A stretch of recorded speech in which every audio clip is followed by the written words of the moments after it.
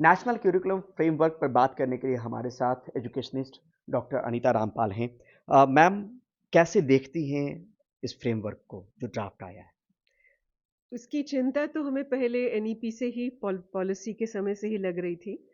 सबसे पहले ये है कि जो हर एक को लगी होगी कि 650 या 625 पेज का डॉक्यूमेंट इतना बड़ा डॉक्यूमेंट क्यों आया है? क्योंकि करिकुलम फ्रेमवर्क हमेशा केवल एक गाइडिंग, केवल एक दिशा दिखाने के लिए सबको कि आप जब करिकुलम बनाएंगे तो क्या-क्या ध्यान रखिए। स्टेट्स करिकुलम बनाती हैं, पर ये तो बिल्कुल बारीकी से हर विस्तार में जाके क्या उसका ऑब्जेक्टिव होना चाहिए, हर सब्जेक्ट में हर बिंदु को इसमें लिखा है। तो उसकी मंशा क्या है? मतलब वही चिंता है, क्योंकि सेंटर की तरफ से ये ऐसा एक डॉक्यूमेंट पहुंचेगा स्टेट्स को, तो उसका क्या हश्र होगा। दूसरा ये कि जो कहा जाता है कि हम इंटरडिसिप्लिनरी कोर्सेज करेंगे, जिसको हर आपको भी लगा अच्छा कि भाई बहुत चॉइस होगी, जी। स्टूडेंट्स कुछ भी कर सकते हैं। अभी मन मार के क्या क्या किस तरह एग्जाम लेते हैं, एग्जाम भी एक ही बार ले लिया, उसके बाद दूसरा कोई चांस नहीं। तो वो भी फ्लेक्सिबिलिटी एक तरफ से लगती है कि शायद अच्छी है, मगर उसके बारे में ही चिंता है। खासकर 10वीं में जिस तरह का एक प्रारूप बना है कि इसमें अब 16 तरह के कोर्स आपको करने हैं, 8 डिसिप्लिनरी एरिया आज एरियाज दिए हैं। और सबसे ज़्यादा ये कि जो इतने सारे चॉइसेस दिए हैं, उसमें कोई भी एक स्कूल 3 कैटेगरीज के अंडर एक करिकुलम एरिया लेके वो स्कूल चला सकता है शुरू में। जी।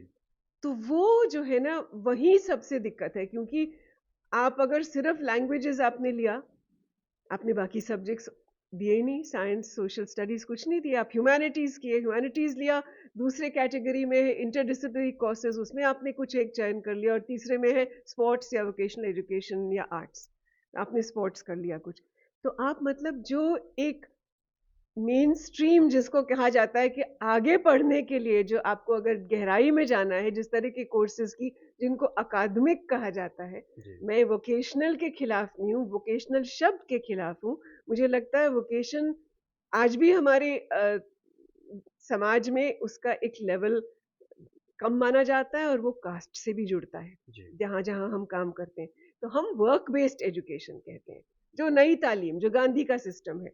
तो वैसे कोर्सेज हों, और कोई भी ले, आप साइंस भी कर रहे हैं, आप कुछ वर्क बेस्ड लीजिए जिसमें आप हाथों से काम कर रहे हैं। पर वो ऐसा होता नहीं है हमारे यहाँ, और वो बहुत कम होगा। शायद कुछ संसाधन वाले युक्त स्कूल होंगे जिनको एलीट स्कूल या जो भी नाम दिया जाता है, तो वहाँ कुछ स्कूलों में शायद इस तरह के ऑप्शंस हों, पर जो पूरा सिस्टम है उसमें नहीं होगा। और ये टर्म एग्ज़ाम जो कहा गया 11th-12th में, उसको आप कैसे देखते हैं? ये ये एक कहा तो जा रहा है कि हाँ, आप जब तैयार हैं तब आप एग्जाम ले लीजिए। 2 टाइम लिया जाए, 2 टाइम लेंगे आप, कुछ सब्जेक्ट्स एक टाइम ले सकते हैं, पर इसकी भी एक बंदिश ये हो जाती है कि उसके बाद 12वीं स्कूल लीविंग स्टेज है, 10वीं तो फिर भी आप स्कूल आगे कर सकते हो। स्कूल लीविंग स्टेज पे आपका किसी और के साथ आगे जहाँ एडमिशन चाहिए उसके साथ बंधा होता है। तो अगर आपने ऐसे टाइम पे लिया जहाँ आगे वो कोर्स नहीं है, तो फिर आपका 1 साल जाएगा। तो कोशिश करेंगे लोग कि एक टाइम पे ही लें। तो ठीक है, फ्लेक्सिबिलिटी अच्छी है। दूसरा जो कहा जाता है कि in principle exam on demand, उसके पक्ष में हम नहीं हैं। आखिरी टिप्पणी ये है कि एक तो बहुत कुछ सेंट्रलाइज ना किया जाए। तो इसलिए जब भी कोई राइट टू एजुकेशन या कोई ऐसी चीज़ है कि कॉमन स्कूल की बात हो रही है, कॉमन करिकुलम की बात हो रही है, हमेशा जितनी ह्यूमन राइट्स या ह्यूमनिस्ट शिक्षा की पॉलिसीज हैं, वो कहते हैं सबको साथ रखो। जो देश जो है यहाँ जो पे जो यहाँ पे छूट रहा है। ये छूट रहा है, ये तो सबको पहले से ही छांट देगा। ये ये चॉइसेस पे भी सवाल उठ रहा है।